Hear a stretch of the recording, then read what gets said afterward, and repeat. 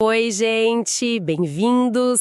Hoje a gente vai conversar sobre um tema que, olha, é ao mesmo tempo super universal e muito, muito pessoal, que é a reconstrução financeira. É verdade.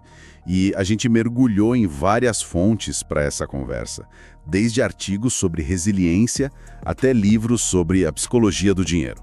Isso, e até um estudo acadêmico bem denso sobre os padrões que levam à falência, né? A nossa missão aqui é tentar extrair disso tudo um mapa prático para quem precisa de fato recomeçar. E o ponto de partida que aparece em quase todas as fontes é uma verdade meio desconfortável. Qual seria? A dor de perder dinheiro é gigante, claro. Mas a dor de ter que fingir que tá tudo bem, sabe? Manter as aparências, isso é o que realmente trava a recuperação. Nossa, total. Um dos artigos até chama isso de viés do status quo social. Aquela necessidade de projetar sucesso mesmo quando a casa tá pegando fogo. Exatamente. Tem gente quebrada tentando parecer bem.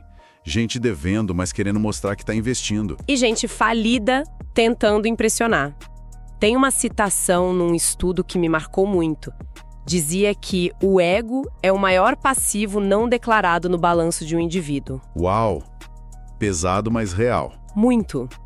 E o que as fontes mostram é que a verdadeira reconstrução, ela só começa quando esse ego é colocado de lado, sabe? E a estratégia assume o comando.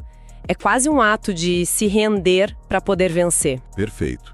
E isso já conecta com outro ponto crucial, que é desmistificar a ideia da recuperação mágica. Ah, sim. O famoso ano que vem vai ser diferente. Exatamente. Aquela coisa de projetar a esperança num futuro abstrato, tipo, em 2026 as coisas vão melhorar. Mas assim, os dados de mercado que a gente analisou... São bem mais sóbrios, né? Muito mais. O cenário é de mais competição, custo de vida subindo, margens de lucro menores. Não dá para esperar uma onda de sorte externa. O que me leva a uma ideia que parece ser um consenso entre os materiais que a gente viu. Para quem está no fundo do poço, discurso motivacional ajuda pouco. O que a pessoa precisa, acima de tudo, é de... estrutura. Uhum. Estrutura e disciplina. Um dos autores chama isso de disciplina invisível. Gostei desse termo. É aquele trabalho duro e silencioso que ninguém vê, sabe? Longe do glamour das redes sociais. É o que de fato reconstrói. E essa estrutura, quando a gente junta tudo que as fontes dizem, dá para resumir no que a gente podia chamar aqui de a lei da reconstrução financeira. Sim. E ela é baseada em 3 fases, numa ordem que não dá para negociar.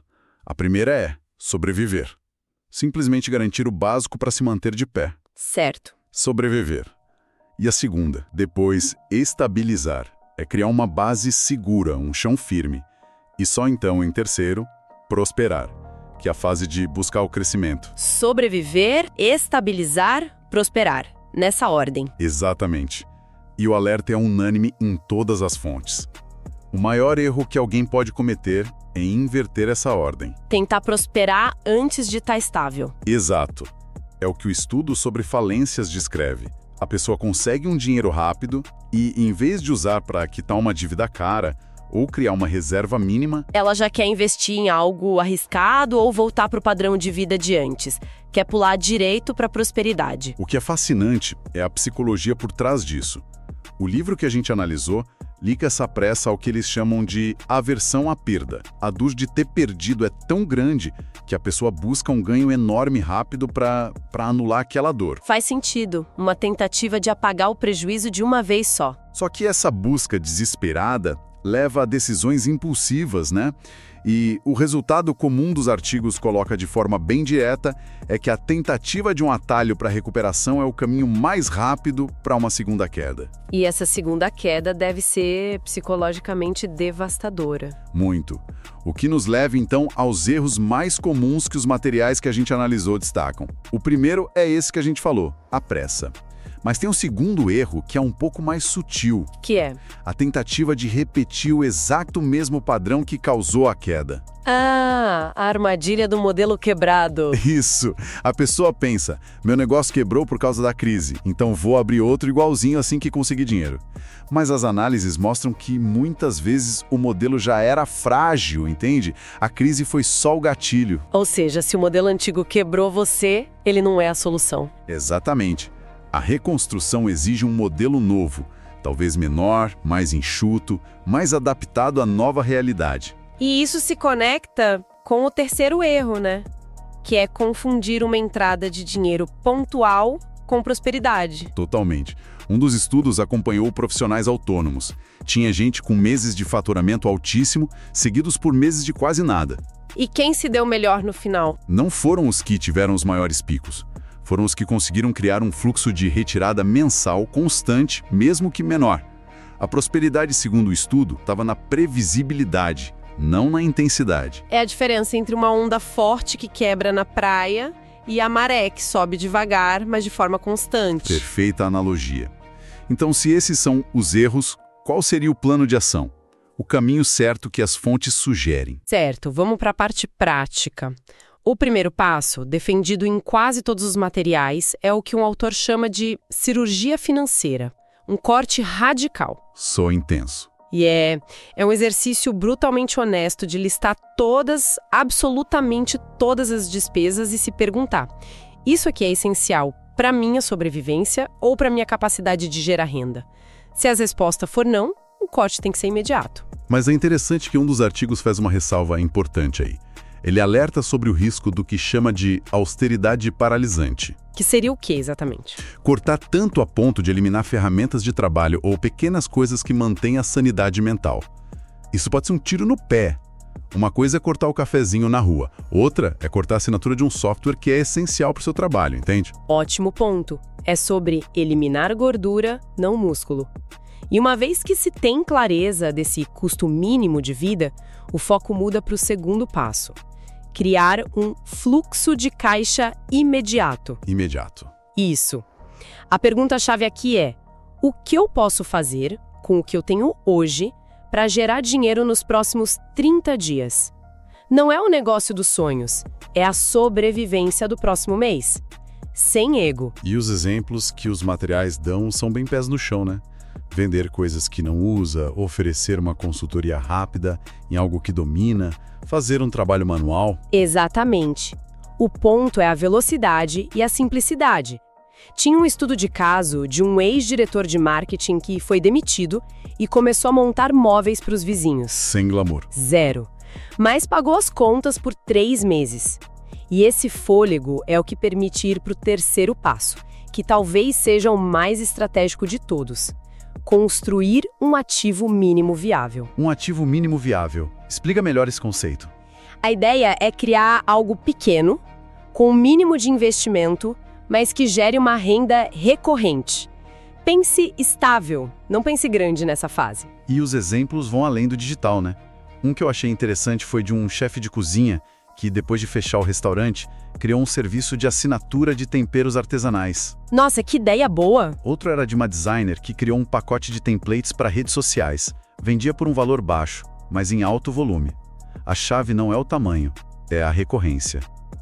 E essa estabilidade, por menor que seja, é o que leva ao quarto passo, que funciona como um divisor de águas.